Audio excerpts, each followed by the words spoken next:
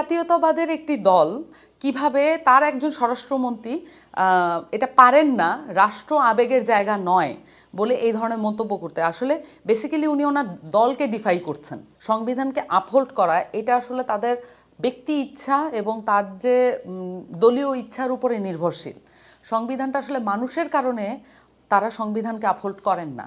এখানে একটা বোঝার বিষয় আছে যে আমাদের সংবিধান এইটা কিন্তু পারমিট করে এটা যে জনগণ ক্ষমতার মালিক, কিন্তু বিএনপির মতো দলগুলো যারা পাওয়ার পলিটিক্সে অভ্যস্ত তারা আসলে সংবিধানকে ক্ষমতার উৎস বলে মনে করেন। There is a fundamental difference between source and ওনার।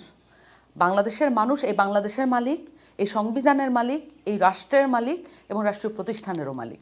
কিন্তু বিএনপি মনে করে, বিএনপির মতো দলগুলো মনে করে যে জনগণ ভোট কালেক্ট করে, জনগণের ভোটটা কালেক্ট করে উৎস আকারে জনগণকে ব্যবহার করে পার্লামেন্টে গিয়ে তারা পার্লামেন্টকেই মানে সার্বভৌমত্ব দিতে চান। পার্লামেন্ট সার্বভৌম হবে যদি জনগণ সার্বভৌম হয়, আদারওয়াইজ পার্লামেন্ট ইজ নাথিং। আমরা এটা জুলাই গণঅভ্যুত্থানের মধ্য দিয়ে কিন্তু দেখেছি, যখন জনগণ রিভোল্ট করেছে পার্লামেন্ট বলে আর কিছু ছিল না, সেটা ভেঙে গেছে। ফলত এই যে লজিক্যাল কনসিস্টেন্সি, এইটা বিএনপির মধ্যে অভাব আছে। তারা যেটা করেন, তারা এক ধরনের ট্রিকারি করেন। তারা মানে আইনজীবীদের মধ্যে আপনারা দুই ধরনের আইনজীবী দেখবেন আর কি বাংলাদেশে, যারা জনগণকে এবং আইনকে মনে করে জনগণকে সার্ভ করার জন্য তৈরি, আর একদল আছে যারা ব্রিটিশ যে কলোনিয়াল সিস্টেমের ল সেইটাকে আপহোল্ড করেন। তারা মনে করেন আইন হচ্ছে সর্বোত্তম, মানুষ তারপরে। এইটা কখনোই সম্ভব না। আইন তৈরি হয় মানুষকে সার্ভ করার জন্য। আমি আরেকটা বিষয় এখানে দেখাতে চাইব, তারা যেটা বলেন যে রাষ্ট্র আসলে আবেগের জায়গা নয়, কিন্তু আমরা দল হিসেবে যদি বাংলাদেশ জাতীয়তাবাদী দলকে দেখি, জাতীয়তাবাদ আসলে একটি কালেকটিভ আবেগের প্রতীক। এবং এই দর্শনটা, এটাকে তারা বিএনপি অ্যাক্টিভিস্ট এবং বুদ্ধিজীবীদেরকে আমি দেখেছি যে তারা এটাকে এক ধরনের দর্শন হিসেবে প্রচারিত করতে চাচ্ছেন। যদি তাও হয় তাহলে পুরো পৃথিবীতে nationalism is a fallen concept, মানে এটা আসলে পরন্ত একটি মানে আদর্শ।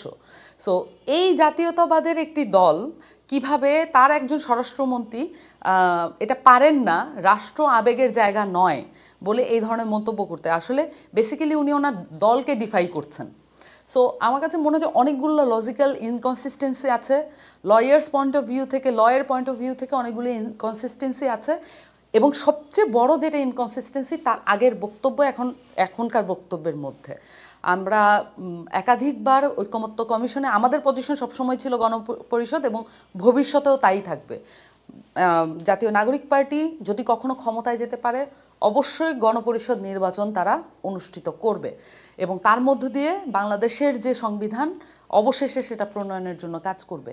কিন্তু আমরা দেখতে পাচ্ছি যে আমাদের যে স্বরাষ্ট্রমন্ত্রী, তিনি পূর্বে যে বক্তব্য দিয়েছেন ঐকমত্য কমিশনে, উনি ওনার বক্তব্য থেকে ফান্ডামেন্টালি ডিফারেন্সিয়েট করছেন এখনকার বক্তব্যতে, এবং সেখানে কোশ্চেনও করা যাচ্ছে না উনি কেন ওনার পজিশন পরিবর্তন করছেন। আমার মনে হয় আমাদের যারা গণমাধ্যম কর্মীরা আছেন তাদের কাছে আমার আহ্বান থাকবে যে তারা যেন তার এই বক্তব্যের যে পার্থক্য, কেন তিনি সেটা বলছেন এবং পার্থক্য তৈরি হচ্ছে, এটা জনগণের কাছে যেন উন্মুক্ত করেন।